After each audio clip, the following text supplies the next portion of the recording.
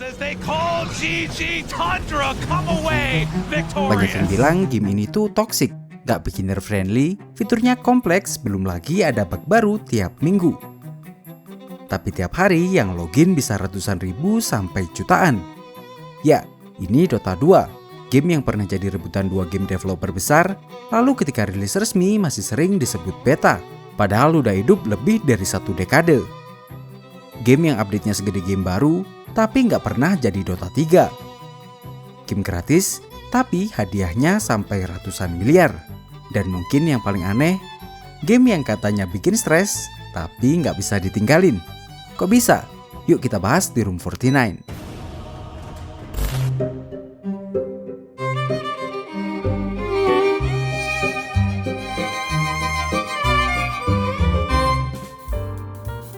Sebelum jadi game besar seperti sekarang, Dota 2 sebenarnya lahir dari sesuatu yang lebih sederhana. Sebuah mod komunitas. Awalnya semua bermula dari game strategi klasik buatan Blizzard Entertainment yang rilis tahun 2002. Warcraft 3 Reign of Chaos. Game ini punya fitur yang sangat penting, map editor. Artinya, pemain bisa membuat mode permainan mereka sendiri. Dari situlah, muncul sebuah map buatan komunitas bernama Defense of the Ancients, atau yang lebih dikenal sebagai Dota. Mode ini simple tapi adiktif. Ya, ada 2 tim berisi 5 pemain, lalu tiap orang mengendalikan satu hero. Tujuannya cuma satu, menghancurkan base lawan. Dari sinilah muncul konsep yang saat ini kita kenal dengan MOBA. Yang menarik, Dota bukan dibuat oleh satu developer besar. Map ini dibuat oleh seorang kreator bernama Yul, lalu diteruskan oleh modder lain, sampai akhirnya dipegang oleh seorang yang sangat misterius, IceFrog. Di bawah IceFrog, Dota berkembang dengan sangat cepat. Balance hero-nya diperbaiki terus, update map rutin keluar. Ini bikin komunitasnya semakin besar. Sampai akhirnya banyak perusahaan game mulai melirik potensi besar dari mod ini, termasuk Valve Corporation. Ya, perusahaan Papa Gaben ini melihat Dota seperti halnya game terdahulunya, CS, game buatan komunitas yang punya fans garis keras banyak banget. Akhirnya pada tahun 2009, Valve merekrut IceFrog untuk ngembangin versi resmi dari Dota. Dan dari situlah lahir Dota 2. Tapi prosesnya ternyata nggak semulus itu. Karena ketika Valve coba buat Dota versi mereka sendiri, muncul konflik besar soal siapa yang sebenarnya memiliki Dota. Di satu sisi ada Valve, di sisi lain ada Blizzard Entertainment, pemilik Warcraft. Drama hukum ini bahkan sampai ke pengadilan. Tapi pada akhirnya Valve berhasil mendapatkan hak komersial atas nama Dota. Dan pada tahun 2013, Dota 2 resmi dirilis ke publik. Tapi yang menarik, meskipun secara resmi udah dirilis penuh, komunitasnya masih sering bilang satu kalimat yang sama sampai hari ini. Dota 2 it's still in beta. Kenapa sebuah game yang sudah berumur lebih dari 10 tahun ini masih disebut beta? Nah, disitulah cerita aneh Dota sebenarnya dimulai. Yuk kita lanjut ke chapter berikutnya.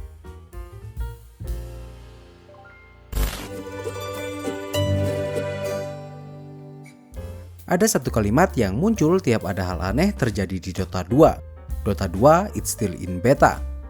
Mind blowingnya ini bukan sekedar meme komunitas. Ini sindiran yang ada sejarahnya. Berawal dari Valve Corporation yang somehow sengaja bikin istilah itu ada. Karena tiap download gamenya, pasti nama instalasi foldernya Dota 2 Beta.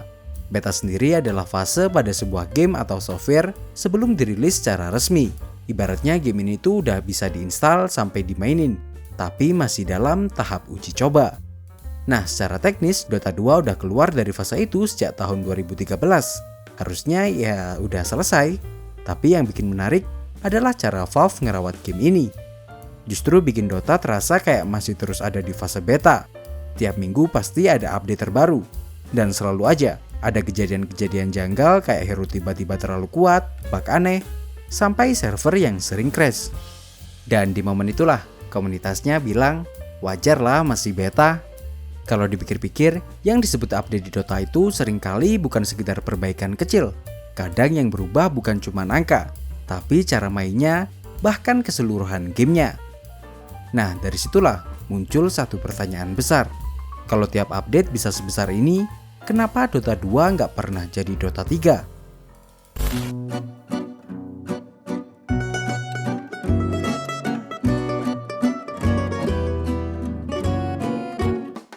Kalau dipikir secara logika, patch yang dikasih sama Valve beneran gak main-main loh.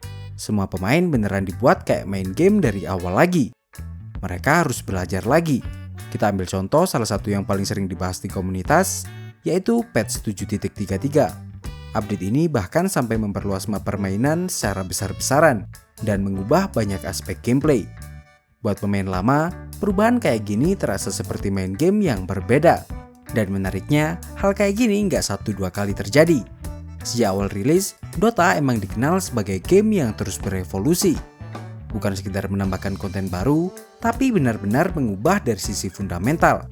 Di banyak game lain, perubahan seperti itu biasanya dilakukan lewat sequel, versi baru, game baru, dan mulai dari nol lagi.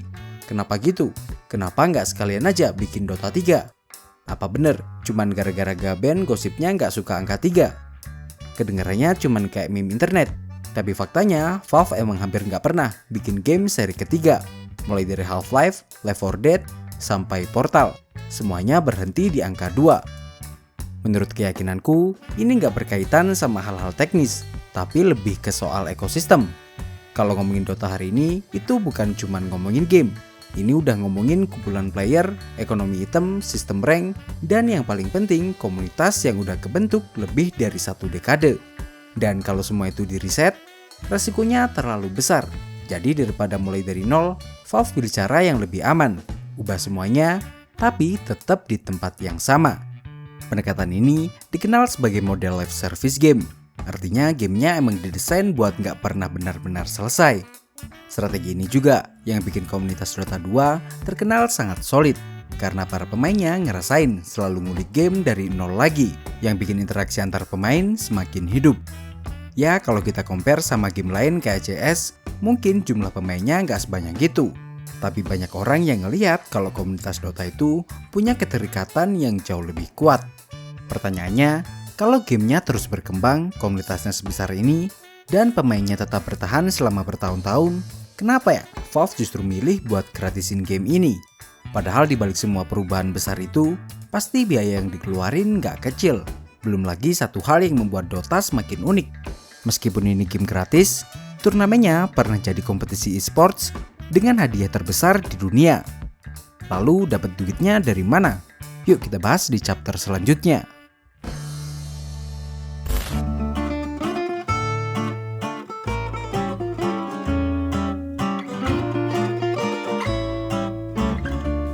Konsepnya gini, tinggal download, main, nggak ada bayar buat unlock hero, nggak ada pay to win, harusnya ya udah.